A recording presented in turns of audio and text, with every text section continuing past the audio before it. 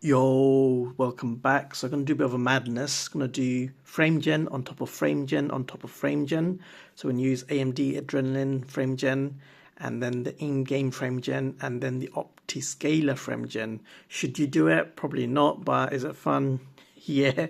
So yeah, let's get into it. So I've got the overlay for MSI Afterburn on the left and the overlay for AMD Adrenalin overlay on the right.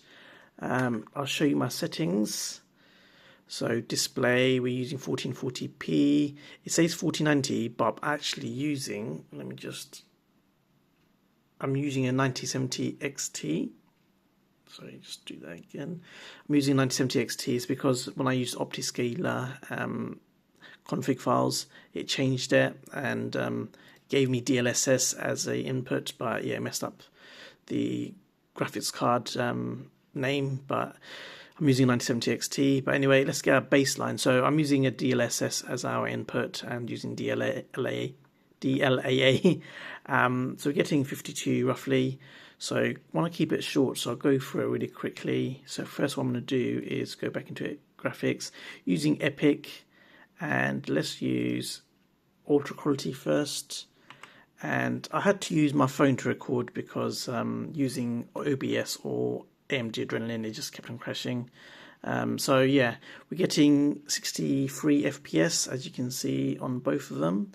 And then what I'll do is I'll enable AMD's frame gen. So to do that, go into game, and then as you can see AMD fluid motion frames. And this is the best way to do it. I found it stable doing it that way. If I do it the other way, using in-game for instance, it doesn't work. So MSI is 61 still. It obviously won't show AMD's generated frames, and on the AMD's, if I can get my finger there, you can see again 122. So yeah, doubled our FPS. So what we'll do now is go into in-game frame gen. So graphics, it's a bit weird, but it's here, FSR 3.1, and let's enable that. I'm hoping you can see that on the screen. The camera's not the best, but anyway, let's enable that. And as you can see here, it's gone up to 215 on the MSI Afterburner, and AMD's overlay, we're getting 228. That's with the AMD frame gen as well enabled on top, so we're getting 220-ish FPS. And now let's put on OptiScaler's frame gen. So at the moment it's using XeSS as the input, so let's put FSR as our input, apply that. FSR 4.0 is now being used as the upscaler, and then put FSG frame gen. So let's turn that screen off so we can see what we're doing. There you go. So now we're getting on the MSI, you can see it overall we're getting around 200, but we're really getting 300 FPS, and it is still pretty smooth. I'm not gonna lie, it looks pretty smooth, but look at the HUD at the bottom left and the bottom right.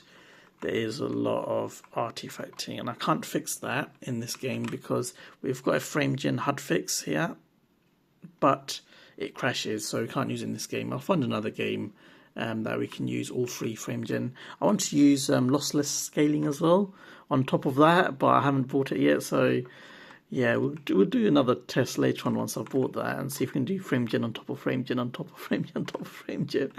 It's going to be crazy, but yeah, you can see my FPS. We're getting like 400 FPS on a 9070 XT using Epic settings. I tried low settings and it just crashed, so yeah, I had to go to ultra quality because that was the most stable, but it is pretty smooth still. And yeah, it does look, it still looks pretty good, but apart from the artifacting from the head, from the HUD. And also I did, actually, let's do it now. I did lower my performance. I underclocked it because again, it was crashing. So let's sort that out actually. Let's go into here, let's just go crazy. Let's apply that and let's get rid of that. Because when I was recording as well on top, it made it unstable, but now I'm using my phone. Let's go 80, let's see what happens. Alright, so we should get a bit more FPS now because we're now using full performance of our card. Well, not full performance, but yeah, giving it a bit more stability as well. Stock settings. Is it stock settings? Well, not stock settings because I gave it extra 10. But yeah, it is looking pretty decent still. No crashes at the moment. Yeah, so we're getting about 350-ish FPS. Look at that. If I look up, we get like 500, 600, 700 on Stalker 2. It's crazy. So we went from like 60 FPS or 50 FPS to 300, which is like 6 times the FPS using FrameGen. So it's a bit of fun, really. Yeah, I'm going to end it there. I'll catch you guys in the next one. Peace.